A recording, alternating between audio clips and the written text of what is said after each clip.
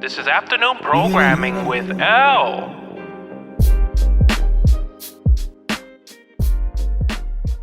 Hey, what's going on, everybody? It's me. I don't know why I always be laughing at that shit, but it's funny. Maybe it's my social awkwardness. Anyway, this is episode, I had to look, 29 of afternoon programming. And I think it was like, did I take last week off? I can't remember. But anyway, I've been crazy hectic moving around, doing a bunch of stuff. And I finally got the time to like sit down and I wanted to record this podcast because a few things happened. Sorry for the noise. Recently in the podcast, not in the podcast, but like as far as like in the world and what's going on or whatever. And so I just wanted to do like another episode. So with that being said, first of all, thank you to everybody that's still listening. I appreciate y'all. It's interesting to think that people actually listen to the podcast. You know, I don't know what it is about me. Maybe I'm amazing. I don't know. Maybe just like hear me, you know, just ramble on. And I don't know, maybe I just have a good voice for podcasting. Anyway, so a few things happened over the podcast, over the last week, which recently, first let's start off on a good note, because there's like some sad news, but then there's like cool news and stuff. So the Batman came out, and as you all know, the Batman, what the fuck am I talking? I'm losing my train of thought. There's too much going on in this screen. Hold on one second. Hold on. Okay. So the Batman came out. I want to say it broke box office record, or it had like 140 million. Yeah, excuse the typing. Box office. It made, it's nearing $500 million globally. So that's fucking wild. Batman came out, nears $500 million global box office, which is crazy. So if you haven't seen it, I'm not going to get into spoilers or anything like that, so you don't have to worry about pausing the podcast or, you know, any of that. But I did want to talk about it for a second because I wanted to talk about it, which I feel like a bunch of people have already talked about, whether or not the one thing that they always do, they did this with Spider-Man, they did this with people who play, you know, there's been multiple iterations of superhero characters. Like, for example, you had Adam West as the funny kind of like comical Batman, Michael Keaton as another Batman, George Clooney as Batman, Christian Bale as Batman, and then now you have Robert Pattinson as Batman. And I kind of wanted to, I had just, you know, my thoughts on it. First of all, I'll tell you this. The movie, it's a good movie. It's shot very well. I love whoever corrected the movie. Amazing. Has a great look to it. It feels very Gotham. It's really dope. Like, I like the city. I like the atmosphere of it. It reminds me of like a New York / Chicago type thing. I think some of it was shot in Chicago because I saw some of them bridges and I was like, hold on, this looks like Chicago. But good movie. Now I'm going to do like a sandwich thing where I'm going to do good, bad, good, bad, good, bad, good. Good. Zoe Kravitz as Catwoman. Amazing. She actually almost like steals the show for me as far as like the character on the screen. Every time she's on the screen, you're like, damn, she's amazing. And of course she's gorgeous and everything like that. But her character and like the person that she plays, it's like it's really good. She does an amazing job. Kudos to her.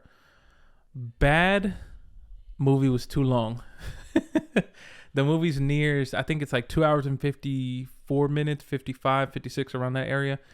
There's a point in the movie for me, I don't know if everybody saw this, but like there's a point in the movie where you kind of get there and you think, okay, the movie should end right here. This is where it's supposed to end. But it keeps going. And I remember in that moment in the movie, no spoilers or anything like that, but I was like, yo, this movie is a little too long. You kind of feel, it almost feels like an ending. But they're like, surprised, we got like 20 more minutes or 30 more minutes of a movie. And I was like, yo, what the fuck is going on here? This is crazy. Because like by that time I was like, okay, cool, this is the perfect place to end it. But I digress. I think it was too long. I almost feel like this movie falls victim to what a lot of movies, superhero movies, have been doing recently. And I say a lot, but it's like we're at this place where like every movie needs to be like 3 hours long. And I don't like that. I almost feel like we need to go back and make like an hour and a half movie and call it a day. You know, pop in and then you pop out. It's simple, you know. But it's wild. And so yeah, I think there, like, if you've seen the movie, you know what I'm talking about, or at least I hope so. Or you could be like yelling at the air or whatever, or watching a YouTube video yelling at me. But yeah, the Batman was too long. They could have cut like 30 minutes out and it would have been fine. Another good thing, I did like Robert Pattinson as Batman. Now, I'm saying that as in a sense that it's interesting. A lot of people have sort of like compared his Batman movie, the way that it was directed, seems like a very detective movie, like a noir movie. It almost feels like in a way that Batman's not even really a hero. That's what it feels like. You know, it almost seems like in this movie, you're kind of catching him as he's barely started becoming Batman with everything that's going on. And so, which is kind of cool. I almost feel like it feels like a new take a little bit, because most of the time, the movies that you've seen, Batman is kind of like, I'm Batman. It's like that. You kind of miss the point of him, like, kind of sort of starting, which, no, that's a lie. Because, I mean, in Batman Begins, which is a great movie, you kind of catch it a little bit. But in this one, the whole movie kind of feels like he's just starting to be Batman. It's not a spoiler or anything like that.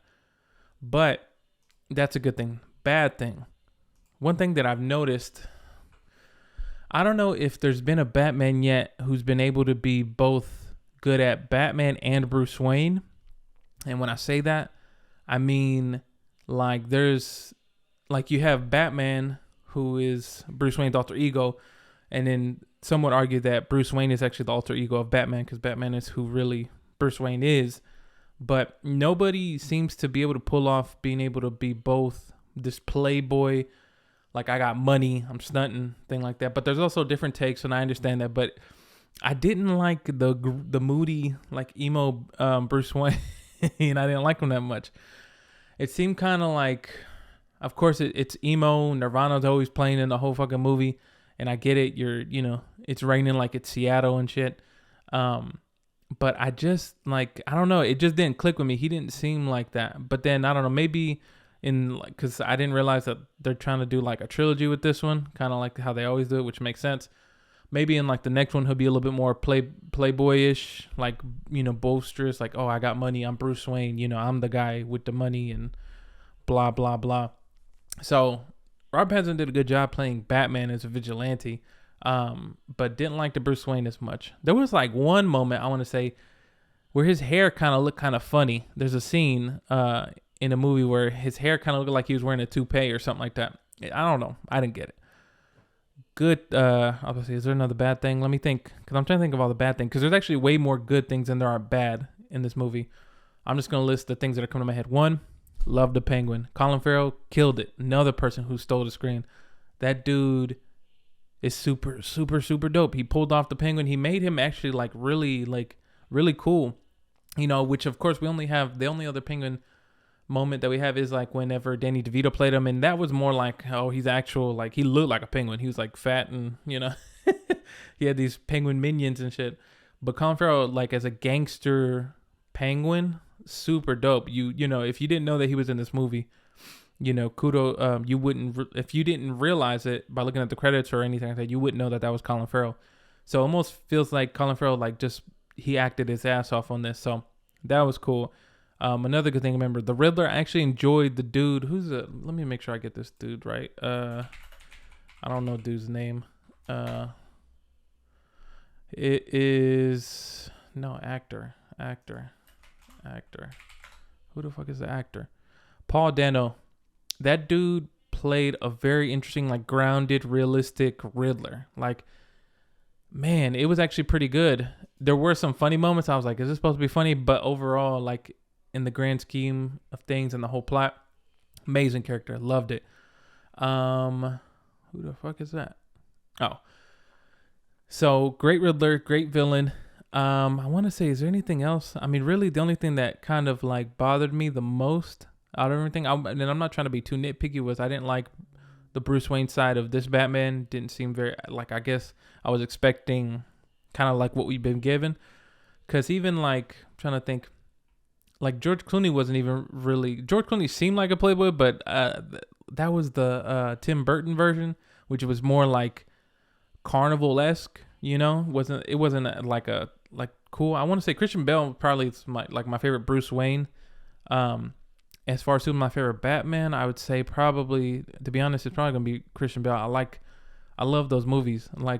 Maybe I don't know, maybe that's just my age showing or anything, but that series of movies, I love the first one. Actually, one of my favorite villains from that Batman is Ra's al Ghul from Batman Begins. That dude's amazing, and the story is dope from the comics and everything. So really enjoyed that. Of course, you got the Joker in The Dark Knight Rises, amazing, played by, oh my God, this is bad. Heath Ledger, that's who it is. Heath Ledger. Amazing, another thing. And I actually enjoyed Bane, even though a lot of people made fun of him for how Tom Hardy acted in it. I actually really liked Bane.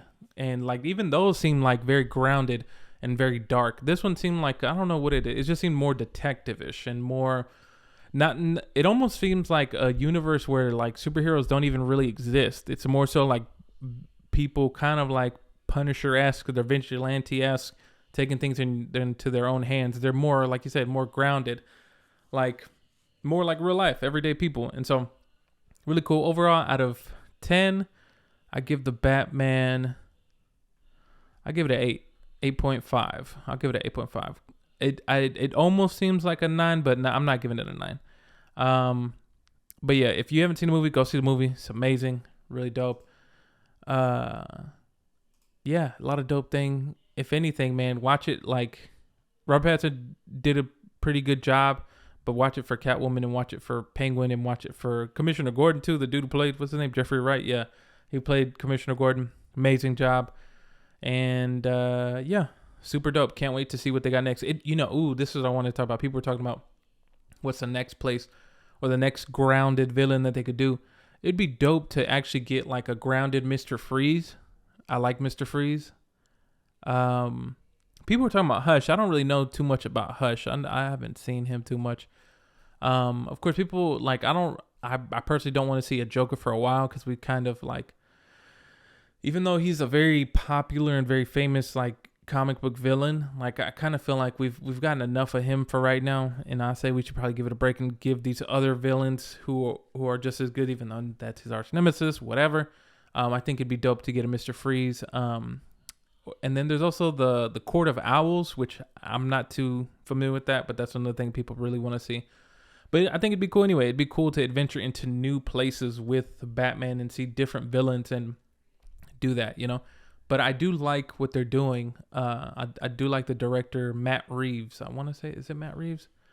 Who directed The Batman? Matt Reeves. Yep, I was right. He did a really good job, and supposedly he's a comic book lover, so he kind of pulled from certain comic books, and it's dope. I can't wait to see it. So enough about the Batman. No spoilers or anything like that. Maybe I'll do a podcast separately with a film buddy of mine or something like that where we'll talk about the Batman, but not too much. Other than that, go watch it. Pretty dope. And then let me know what you think. Drop a comment under the video or whatever, or shoot me a DM or something. I'll share some of them on the next episode. Anyway. Moving on, because I like to sandwich things. Pause. No. Bad news. This is a really weird way to go into it. Man, we lost a great person. A great person. Yeah, I'll say, man, he had a crazy life. But if anybody's into wrestling, I used to be into wrestling a long time ago when I was a kid growing up, bro. I literally watched it from when it was WWF until maybe 2000, or right before the 2000s, or if not till the early 2000s, and then I kind of just got disconnected. It wasn't click with me anymore. But the wrestler known as Razor Ramon, aka Scott Hall, man, he passed away. From what I was reading, let me see, he passed away from he was experiencing heart attacks. Actually, 3 of them. I don't know if they were back to back. But it was complications from hip surgery. He was having hip surgery. And so it's really crazy, man. And that dude is a legend in the game. He was from what I was reading, inducted into the Wrestling Hall of Fame twice, I want to say. But, he's part of the NWO. If you're into wrestling, this is very, very nerdy, standard episode. But he was part of NWO and everything. He had his fair share of like issues with drugs and stuff, but then man, he was struggling for a bit. If you know his story, there's like a 40 for 40, I think ESPN for 40 for 40, where they talk about his life and everything that he was going through. And then he was making his life turn around, I think around 40 or something like that. There's this other wrestler named DDP, Diamond Dallas Page, who did this like yoga thing, and he was kind of like helping wrestlers, because after you're done with wrestling, your career, your whole body's like destroyed from all the performances you put on and just everything that happens. And like he kind of like did this thing, DDP yoga, which kind of like he would help wrestlers who had issues or anything like that to get back on their feet, and like help them with their health, help them with mental issues, and help them like just, get back on track. And he was actually getting back on track, man. He was actually looking good, and he was like, actually living a good life and off of medication and all these different issues that he was having. But yeah, man, he passed away yesterday, which is March 14th. Yeah, it's wild, man. It's crazy, because I was like, oh man, when stuff like that happens, especially when you kind of like, it happens with like musicians or like other celebrities and stuff like that, on people that you kind of see as you were younger growing up, and people start to pass away, you're kind of like, holy shit, I'm getting old, or like it's crazy, like life just comes at you quick. And so unfortunately he passed away, man. Rest in peace to Scott Hall, and like I send condolences to his family and everybody else who was a fan of his. And it's sad that happens, man. But hopefully, he's on to a better place. And so that's one of the sad things that was happening. But R.I.P. to Scott Hall, man. Moving on to the next topic that I had. So this is like is this a very male-centered like topics about? I'm not really talking about my life, but I just had a couple things that I wanted to talk about. So thanks for listening. Anyway, so we're going a little bit into the sports realm here, where if you all know, Tom Brady retired a few months. I think it was only 2 months ago. He retired 2 months ago. Now the motherfucker unretired, and he's coming back for a 23rd season, I want to say. Brady unretires. Returns, sure. He's returning for the next season because he still feels like he can do it, and so he still feels young. The reason why he said that I don't know if this is true. I could be, this could be just gossip or just made up shit on the internet, because you never know nowadays. Supposedly, he was chilling at the house with his wife and his kids, and he was just like, yeah, we're chilling, we're doing all that.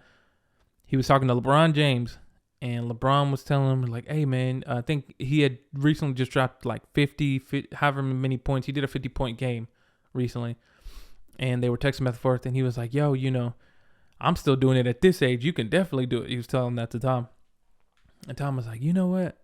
Bet you just motivated me to unretire. So LeBron James is the reason that Tom Brady unretired. So he's coming back to the Tampa Bay Buccaneers, if you watch football, for another season, because maybe he's trying to get like one more ring. He's already got like 7. That motherfucker, he went to the Super Bowl 10 times, and he won 7. That's a C average. That's crazy. He but anyway, if he wins 8, it's wild. He's already like, one of the GOATs in the NFL as far as like quarterbacks. But anyway, he unretired. He's back again into Tampa Bay. And yeah, it's just crazy to think he's how old is he? How old is Tom Brady? He's like in his 40s or 50s, I want to say. No, he's not in his 50s. Hold on. 44. He's 40. Damn, 44. Lucky year. So he's 44 coming back. That's crazy. And he's still able to do the shit that he's doing. But it's wild. And then I was reading somewhere. So, of course, to go back a little bit, when he first retired, somebody bought his last touchdown football, meaning, the last touchdown pass that he threw of when he was retiring the season. Somebody bought it for $500,000. To be exact, $518,628. Now, how do you think that dude feels knowing he paid $500,000 for his last touchdown pass, and then now it's not gonna be his last touchdown pass? Crazy shit like that happens. I wonder what happens. Does that mean, like, of course the value goes down on it, doesn't it? Or does the value go up? Also, Oh, okay, never mind. I was trying to look up this fucking article. Football sold for $518,628. The high price driven in part by belief that it was used for what would be the last touchdown pass ever thrown by one of the greatest quarterbacks. Blah blah. Wait a second. Hold on. Wait, when was this? Oh, I guess maybe this is recent. So the auction was recent because it says he bought the football, but then roughly 24 hours after the auction closed, Brady announced via Twitter that he would return to the NFL, marking a tough break for the winner. So now the ball's worth less now. So it's worth, the ball's value will be a fraction of what it was worth. Holy shit. And it says here, it's unclear if the auction winner intended to keep the football or sell it for a higher price later. They declined to identify themselves.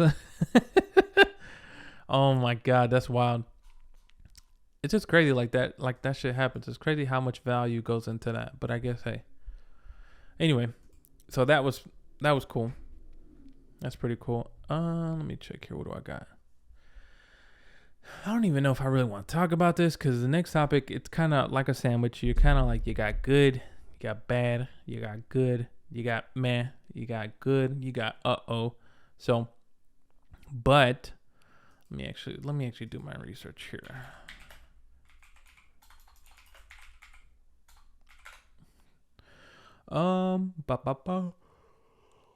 Ooh.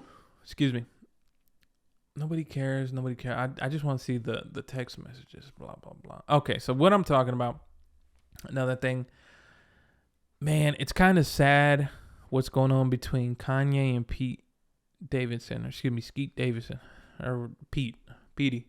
Good old Petey. Man, it's kind of sad because I'm not going to lie to you. Parts of me feel conflicted because I actually like Kanye. Maybe it's because I grew up listening to his music. And so like College Dropout like hit me as soon as I was going into college. And I loved it. Loved almost every project after that. First three are like classics. But so, of course he's getting divorced from Kim K. And he has his back and forth. If you follow Kanye on social media, I'm always like conflicted with the shit that he be posting. Because sometimes I wonder, I'm like, yo, is this like the post of a sane person? Like, is this like what's really going on? And like, is this something that he should be posting? Does he need to get help? Does he, what's going on? And then recently, if you didn't pay attention, Pete Davidson, they posted this, I think it was Kanye that first posted it. But he had this back and forth or whatever. And like, Pete really ain't been saying nothing throughout the whole thing whenever like Kanye was calling him out. And then, Kanye did the, I forgot the song he did with the game, but he had a video of a claymation of him chopping off Pete Davidson's head and planting it, and a flower comes out, which is wild. Excuse me. But he hasn't really said much. He kind of just kept him himself from what I know. Or he tried to be like Peacemaker and be like, hey, let's all just, I'm just trying to chill. I'm not trying to do anything. I'm just trying to, I'm a good guy, and so on and so forth. But there was recently an exchange where Kanye was texting Pete or something. See, and this is what I don't like. You don't get the full context as to what happened or what happened before these messages and so on and so forth. But Pete sent a message. I think Kanye said something to the effect of like, where are you at? And Pete was like, I'm in bed with your wife, and sent a picture of himself or whatever. And then he was talking about, if you really want to be a man, meet me face to face, bitch, or all this other shit. And just, it's getting out of hand. I feel like, man, I almost feel like I don't understand it. It's kind of wild and crazy because a part of me feels like this shouldn't be happening. Like, all this shit, for one, shouldn't be on social media. It shouldn't be. Like, you're not helping yourself and you're not helping anybody by posting this shit. At least that's the perspective that I'm looking at it. And two, man, these conversations that he be having, I just don't know. It just doesn't feel right. It doesn't feel like something that he should be doing. And so it's getting wild, man. I don't know. I can't make heads or tails of it. Like, I kind of want everybody to just because like let me ask myself this question. Yes, I'm asking myself, what would I do in a situation if I was married, and I had a kid and all this shit was going on? I almost feel like I wouldn't even go this route. For one, this shit wouldn't be on social media, of course. I would just take this shit through the courts or something, Um, and I would try to be, I guess a civil and cordial, but then again, we're talking about two people who have so much money and they're so famous that, I wonder what your thought process is when you're up there, up that high, Do you feel like you're untouchable, or do you feel like you can do or say any things or do any of the things that Kanye did, and be okay? But anyway, it's wild to me. It's wild, and it almost feels like I got this bad feeling. I don't want it to come true, but I got a bad feeling that it's gonna get worse before it gets better. And I kind of feel like I don't want nobody to get hurt, and I just don't want nobody to get beat up and shit. And like I understand Kanye, he always keeps saying that. Sometimes though he be conflicting. Like he'll be like, I'm a man of God and I'm a man of church thing, but the way he be talking, I don't know. That don't sound like a man of God, But I digress, man. Hopefully everybody can just solve it, and I just wish they would just. I almost feel like Kanye he needs a social media manager to run his shit, to keep him from posting shit that he wants, or somebody like, I don't know. It's crazy, man. It's a little sad, and like I hate to see it, especially like when you got kids and they're on social media and they're like looking at all this shit, and because what's happening right now is everybody's picking a side, which I don't think it's about picking a side. It's more so people should trying to, like, it's kind of like people in a fight. You have people who are like, hey, this is my homie, I'm gonna back him up, and then the other team is like, this is my person, I'm gonna back them up. And you kind of need more people that are gonna be in the middle and be like, hey, chill out, everybody, chill out, go over there, go on that side, and just go over there. So versus trying to egg it on or trying to be like, oh yeah, I support this person, so on and so forth. It's because like I feel like even at that end, man, the best thing that you can do for them is to separate them, and kind of like somebody needs to sit down and have a talk with them, and somebody needs to like mediate, to like just stop it. And so, or, I don't know, put a restraining order or do some shit to where you just kind of stop it. Cause at the end of the day, I don't know, what can you do? I don't know, but it's kind of sad, whatever. Hopefully it gets better. I think that was all the topics that I had today. Oh yeah, I was going to say too that, so I started putting on my podcast. Let me actually look it up real quick to see if it's on here. I wanted to, on my podcast, I don't know. Let me actually open this shit up because I just did it. So I would usually, to my podcast got switched over from one like podcast service to another. And so now I do Anchor. And so what I did was I actually put in there that on my Anchor profile and in my episode descriptions, people can leave voice messages. And I did that because I wanted to test something, if you're still listening. If there's something that like you want me to talk about and you want me to kind of like express my thoughts, or you just want to say what's up or whatever, I'll play them on the podcast if they're cool. Like, not cool, but like, as long as you're not being disrespectful and shit. All right. Sorry. Somebody called. I had to handle business. But anyway, I was saying that, so my podcast moved to a new podcast platform to where it distributes it and everything. So on there, I think it should appear. I don't know if it's on there right now. Maybe it'll be on this episode that's posted, but up there there's a link for like people, they can leave a voicemail, voice message, or anything like that. Whether you want to say what's up or whether you want to drop something, maybe like a topic you want me to talk about, or you got any questions or anything like that, man, this is something that I want to try out and do, so that way I think that'd be dope to talk to people, even if it's just talking about you, what's going on with you, if you need any advice, even though I'm no therapist, like, but it's always cool, and I want to get people like to interact and like talk to them. So I think it's everywhere. Like that link is everywhere. Whether you're listening to on Spotify or Apple Podcasts, it might be in the description of the show. Matter of fact, let me actually check to see if they did it on Spotify. So you're going to listen to me while I'm doing this after. Oh, nope, not what I want to. There, let me click that. Oh, yeah, no, it's in there. So let me see. What the fuck? How does it say? Yeah, so there's actually links in there. If you look in the description, there says send in a voice message, and it has a link, and you can go in there and send in a voice message, whether you're doing it on phone or wherever. Also, you can support the podcast, and that's a way to, keep support the podcast and just keep, I don't know, building up the show and shit. I can get more guests and shit, which, by the way, I do have more guests coming up. It's just been crazy working with the schedule and getting people to like work together. But next episode, I will have a guest on here, and I want to talk to more people, and I think that's pretty dope, and it won't just be me. And so, yeah. So leave a voice message in the description.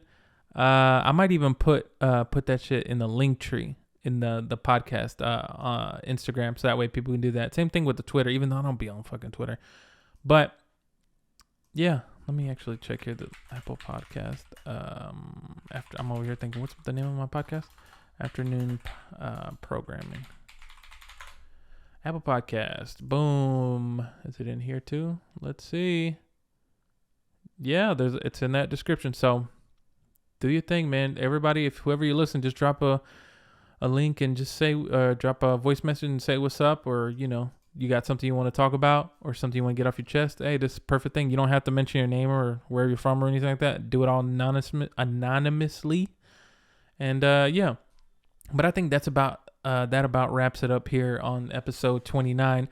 When I have guests, they'll be longer. I just do these because I kind of want to just keep updating y'all. So I'm trying to go back to dropping these weekly. So once again, thank you all for staying tuned and listening and checking out the episodes that do drop out when I do drop them out. I'm trying to be more consistent. I'm trying to be more accountable.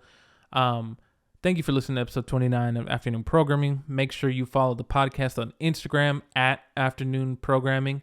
Also, I do have a TikTok if you're on TikTok, at Afternoon Programming, and follow the YouTube. Subscribe. Appreciate everybody who's been watching. It's on YouTube, Afternoon Programming, and it'll pop up. I'm on there. You'll see the orange logo. But other than that, man, thank you all for tuning in, and I will catch you on the next episode. Peace.